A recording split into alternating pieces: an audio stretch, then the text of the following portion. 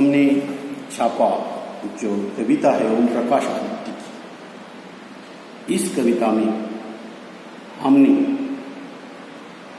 लेखक के घर पर आयकर विभाग के कुछ अधिकारियों ने छापा मारा है और छापा मारने के बाद आम आदमी की आर्थिक परिस्थिति और छापा मारने वालों की कार्य प्रणाली को यहाँ पर दर्शाया है। यानी लेखक ने के घर में जब छापा पड़ा तो उन्होंने पहले सोना मांगा। वे उसने कहा कई रात से नहीं सोया हूँ। उन्होंने कहा वह सोना नहीं स्वर्ण चाहिए स्वर्ण। उन्होंने कहा सुंदर अक्षरों में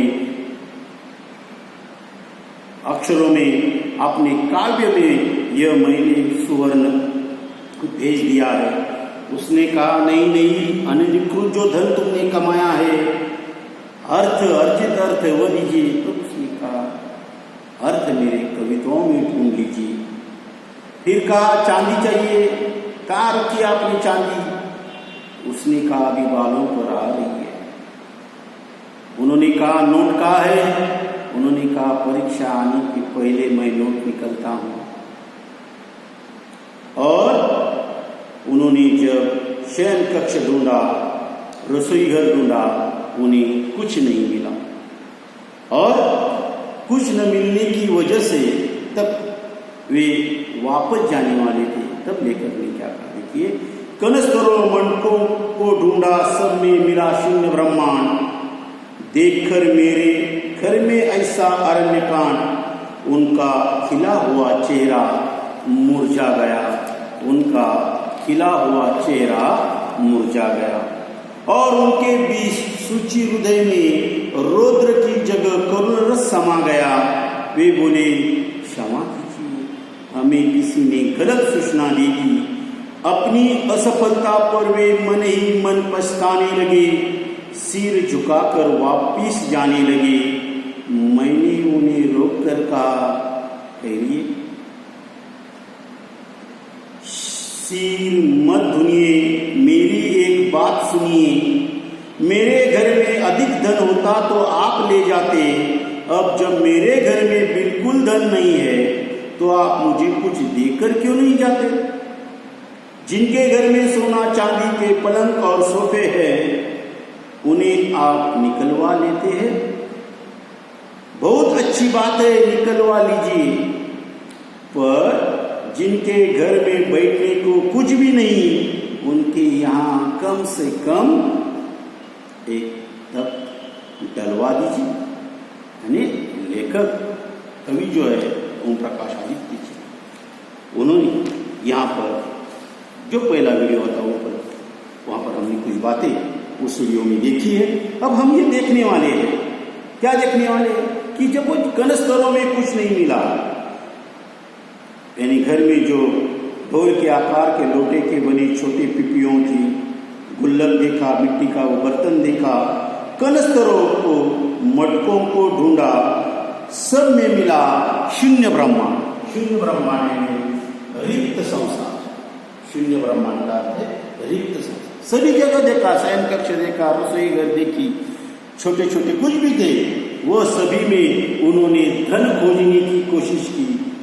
कनस्तरों को मटकों को ढूंढा, सब में मिला ब्रह्मांड। देखकर मेरे घर में ऐसा अरण्यकांड। अरण्यकांड है बिखरा हुआ।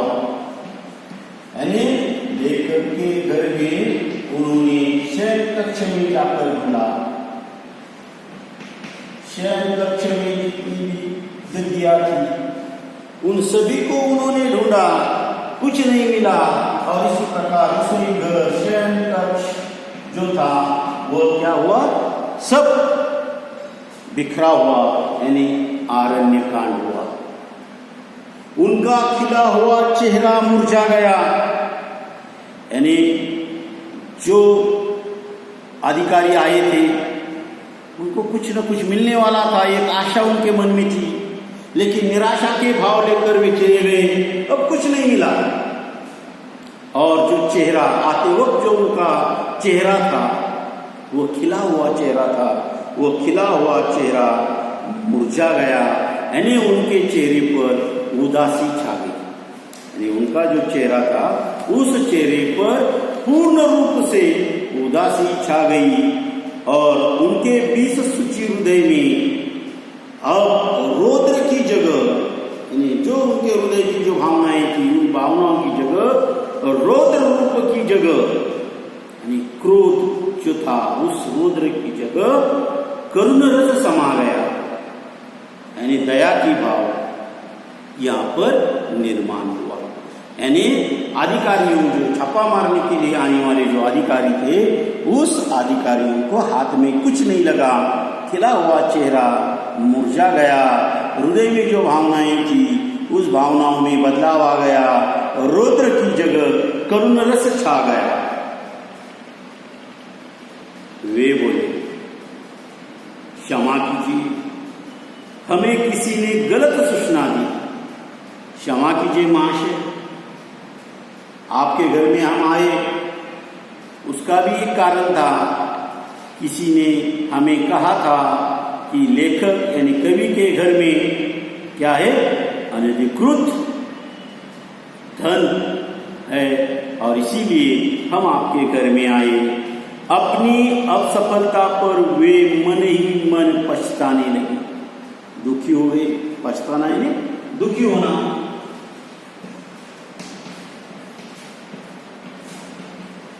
दुखी हो गए। जो उनको समाचार देने वाली जो व्यक्ति थी वे तो समाचार देकर चली गई, बिना सोच समझे कवि के घर पर छापा मारा। और कवि के घर में क्या मिलने वाला था, ना स्वर्ण था, मुद्रा थी, नोट थे, कुछ भी नहीं था।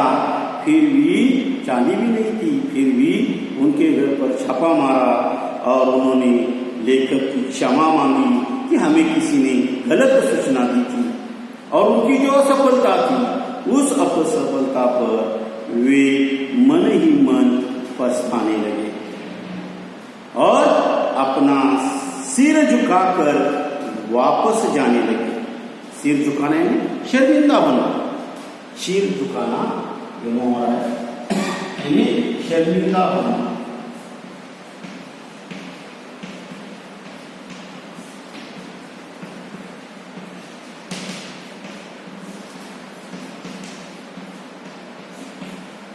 वे शर्मिंदा हो गए।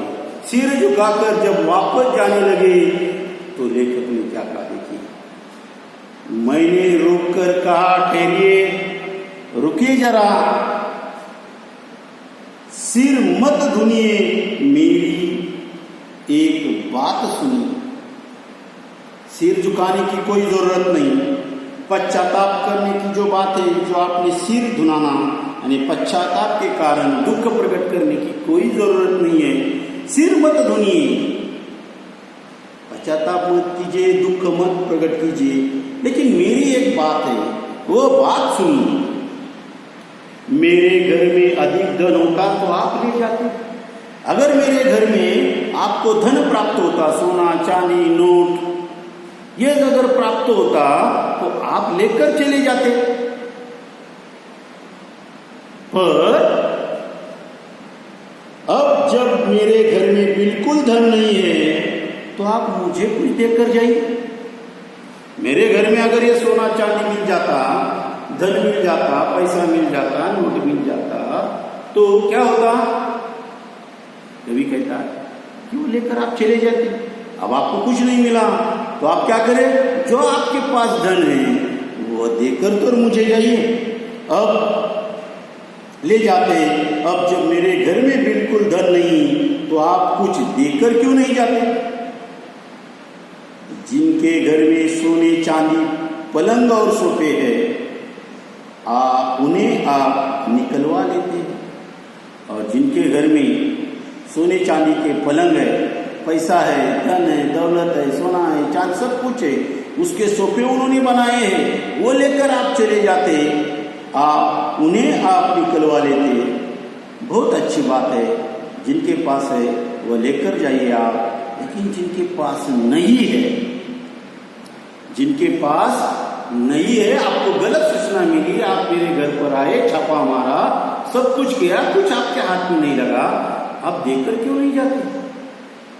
और जिनके घर में ये मिल जाता है वो आप लेकर चले जाते हैं। मेरे घर में तो आपको कुछ नहीं मिला, बहुत अच्छी बात है, निकलवा लीजिए। पर जिनके घर में बैठने को कुछ भी नहीं है, जिनके घर में बैठने के लिए कुछ भी नहीं है, उनके यहाँ कम से कम एक तख्त तो डलवा दीजिए। एक खाट जो पुराने जमाने में लकड़ी की खाट बनाई जाती थी उसे तख्त कहा जाता है, एक तख्त तो डलवा दीजिए। यानी जिनके घर में क्या है, सोने चांदी के पलंग और सोफे है, वो आप लेकर चले जाते हैं। लेकिन जिनके घर में कुछ भी नहीं है, उन लोगों के लिए कम से कम एक लकड़ी का तख्त, जिसे हम खाट कहते हैं, वो क्यों नहीं लेकर जाते? छापा मारा, सब कुछ हुआ, कोई बात नहीं है, बहुत अच्छी बात है। जिनके पास है, मेरे पास धन नहीं, दौलत नहीं, कुछ भी नहीं है, वो तो आप लेकर नहीं चले जाते। मुझे तो लेकर जाइए। सोने सोना चांदी सोफे जिसके पास है, जब मिलता है लेकर चले जाते हैं। अब मिला नहीं, क्या करेंगे? तो कभी कहता है हास्य के साथ, कहते हैं कि अरे भाई, जिनके घर में बैठने के लिए कुछ भी नहीं है, उनके लिए कुछ देकर तो चले जाइए। यानी कवि ने कहा कि जो व्यक्ति है, जो आयकर विभाग के अधिकारी है, ये आयकर विभाग के अधिकारी प्रामाणिक सूचनाओं के आधार पर जो अनधिकृत धन कमाते हैं, ऐसे अनधिकृत रूप से अर्जित धन का पता लगाने और उसे अधिकार में लेने के लिए वे क्या करते हैं? छापा मारते हैं। इस कविता में लेखक ने छापा मारने वालों द्वारा छापा मारने के बाद की स्थिति की जो व्यंग्यात्मक बात कही है, और फिर जब वे चले गए, छापे के दौरान अधिकारियों को न वहाँ कुछ मिला, ना सोना चांदी, ना रसोई के पीपों के पेट भरने के लिए जरूरी अनाज भी नहीं मिलता। तो कवि ने इस कविता के माध्यम से ये जो व्यवस्था है, इस व्यवस्था को ठीक ठाक करने का प्रयास आपने यहाँ पर किया है। यानी जो सचमुच अधिकृत रूप से अर्जित आय, जिनके पेट नहीं भरते, उनकी सहायता करने के लिए कुछ व्यवस्था, अलग व्यवस्था यहाँ पर करनी चाहिए। यह बात लेकर के, यानी पेट जिनका भरता नहीं, फिर भी आप छापा मार रहे हैं, और जब आपको कुछ वहाँ पर मिलता नहीं, वापस चलते, तो उनके लिए कुछ आप क्यों नहीं करते? ऐसे एक बात उन्होंने इस कविता के माध्यम से कवि ने जो आयकर विभाग के जो छापे के माध्यम से आम आदमी की जो आर्थिक स्थिति है, उस आर्थिक स्थिति और छापा मारने वालों की जो कार्य प्रणाली है, उस कार्य प्रणाली को इस कविताओं में दर्शाया है। और इस माध्यम से जो अधिकारी है, उस अधिकारियों के लिए भी हमें कुछ कहना है, ऐसा कवि ने इस छापा कविता के माध्यम से आपको प्रस्तुत किया है। यह वीडियो आपको कैसा लगा? अच्छा लगा तो उसे शेयर करें और उसके साथ साथ वह लाइक करें। आपने ये पूरी जो कविता है जो छापा, उस कविता की सवाल और जवाब जो नीचे दिए गए हैं उसको लिखना है। उसके साथ साथ वहाँ पर जो स्वाध्याय दिए हैं, उपयोजित लेखन दिया है, उस उपयोजित लेखन को भी आपको बनाना है। ये वीडियो आपको अच्छा ही लगा होगा तो आप क्या करें, उसे शेयर करें और उसके साथ साथ इस पाठ के नीचे गए स्वाध्याय लिखिए। धन्यवाद।